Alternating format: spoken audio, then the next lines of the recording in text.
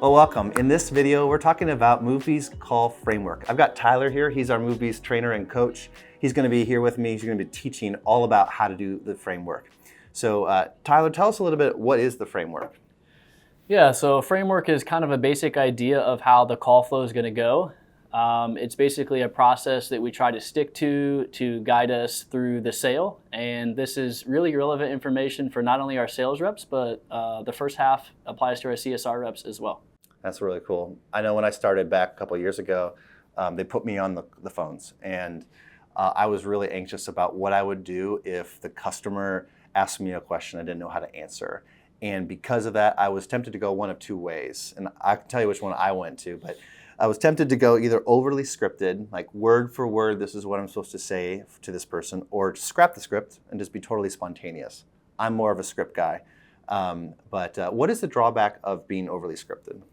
So if you're overly scripted, I think a lot of times the customer can tell that you're really trying to follow something and you're real rigid and real robotic, and it's not like a genuine interaction. Right, right. And then tell us a little bit about what the drawback is of just winging it. I think if you wing it, a lot of times there's pertinent information that could potentially get skipped. And then you just come across as being unprofessional at an extent if you're winging it too much. That's right, that's right. At MoveBees, we're trying to strike an 80% to 20% balance, where we're 80% scripted. Again, we're all about process here. And we've really fine-tuned a process for how the call script or the call framework will be. But then 20% spontaneity, because the reality is when, like you said, the call goes sideways, you need to be able to respond and be professional in that spontaneity.